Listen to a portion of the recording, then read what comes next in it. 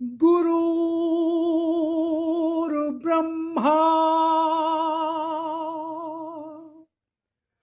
गुरुर्विष्णु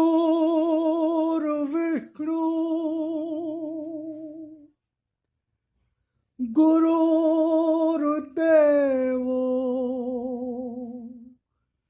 महेश्वरा गुरुर्साक्षात् परब्रह्म तस्मै श्री गुरुवे नमः।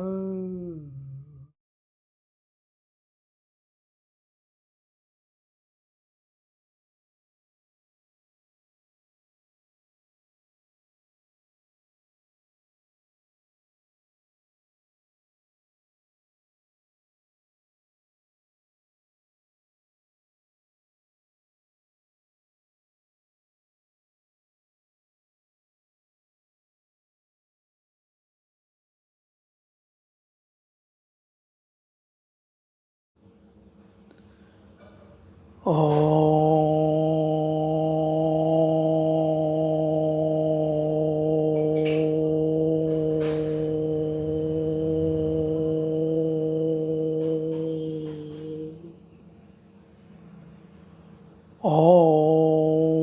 भूर्भुवः स्वः तत्सवितुर्वरेण्यं भर्गो देवस्य धीमहि धियो यो नः प्रचोदयात्। हे प्राण स्वरूप, दुख नाशक, सुख स्वरूप परमात्मा, मैं तेरे उस अनिर्वचनीय तेज का ध्यान करता हूँ जो आनंद देने वाला है। हे प्रभु, मेरी बुद्धि को, मेरे कर्मों को अपनी ओर ले चल। ओम ओम ओम। भगवान ने कहा, जन जन तक पहुँचो, जहाँ अंधकार है उस मन तक पहुँचो जहाँ मेरी पुकार है। इसी उद्देश्य की पूर्ति हेतु मैं इन वाणी की सामग्री को आपके समक्ष लाता रहा हूँ, लाता जा रहा हूँ, लाता रहूँगा। तो शुरू में मैं भगवान की वाणी का परिचय देता हूँ, जिसमें 2 से 3 मिनट लगते हैं। उसके पश्चात भगवान की वाणी का प्रारंभ होता है। अगर आप बहुत व्यस्त हैं, समय नहीं है, तो मैं समय दे देता हूँ कि कहाँ से भगवान की वाणी का प्रारंभ होगा। तो समय का अभाव होने पर आप वहाँ से उसको सुन सकते हैं, अन्यथा मेरा तो निवेदन आग्रह होगा कि आप उसको पूरा ही सुने। ओम ओम ओम राम।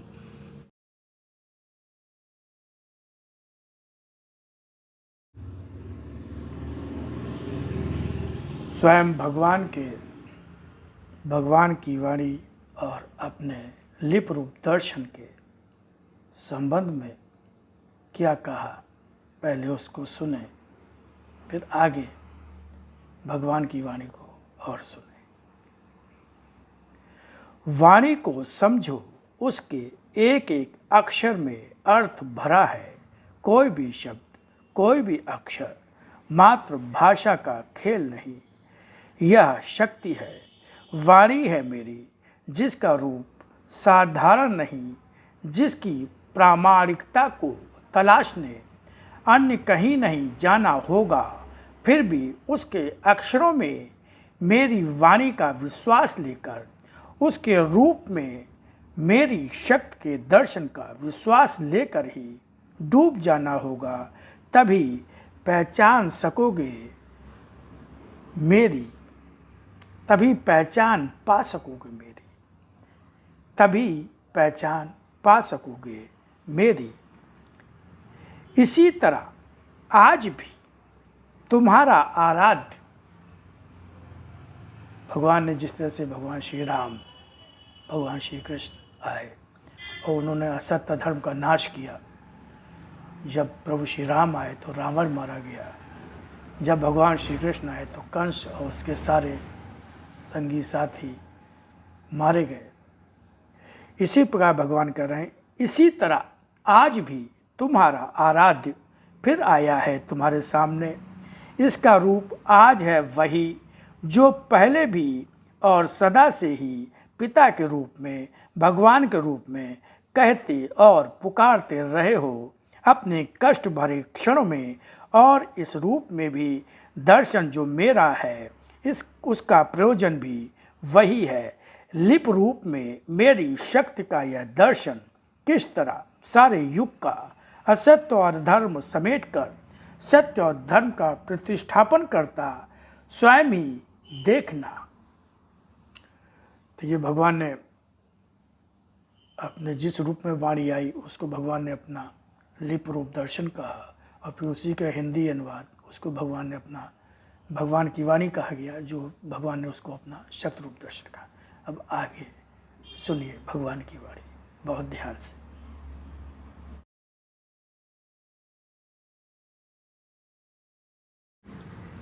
और मेरी अपनी इच्छा और उसके हर रूप को बिना किसी शिकायत के स्वीकार कर लेना ही भक्ति है। सत्य की सीमा रहते हुए तुम भी सत्य से अनजान असत्य को ही अपना सर्वस्व बनाकर रहते हो। क्या यही तुम्हारा बनाया धर्म नहीं?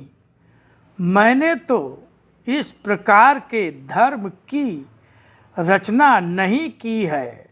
फिर मेरे धर्म की मर्यादाओं का अतिक्रमण करके अपने धर्म की सीमाएं बनाना भी अपराध ही होता है। इसलिए अगर तुम आस्तिक हो तो मेरी बनाई सीमाओं का अतिक्रमण न करके अपनों व अपनों के द्वारा तोड़ी धर्म की सीमाओं का निर्माण करना सीखो। धर्म जानने वाला धर्म की सीमाओं का उल्लंघन नहीं करता। सत्य के विरुद्ध उठाया तुम्हारा एक पग भी धर्म की सीमा का उल्लंघन जैसा ही है। सत्य बोलना या न बोलना अर्थहीन है जब तक यह मात्र अपने हित में ही प्रयोग किया जाता है। क्या सत्य बोलने के स्वभाव में विश्वास करते भी तुम कह सकते हो कि तुम अपना असत्य प्रकट करते हुए भी सत्य ही बोलते हो? सत्य जो मानवता पर आघात करे सत्य नहीं होता। सत्य वही होता है जो मानवता की रक्षा के लिए, सत्य वही होता है जो मानवता की रक्षा के लिए बोला जाता है, भले ही वह सत्य न होकर असत्य ही हो।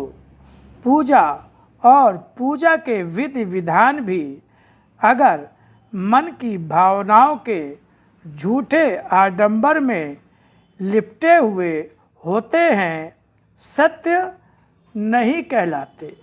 पाखंडी या झूठ के वेश में आने वाले का रूप तुम्हें दे देते हैं। सत्य पर तुम्हारा विश्वास तुम्हारे धर्म की सबसे अनिवार्य और आवश्यक सीमा है। इसके पश्चात आता है तुम्हारा कर्म, जो सत्य की सीमा का निर्माण कर सकता हो।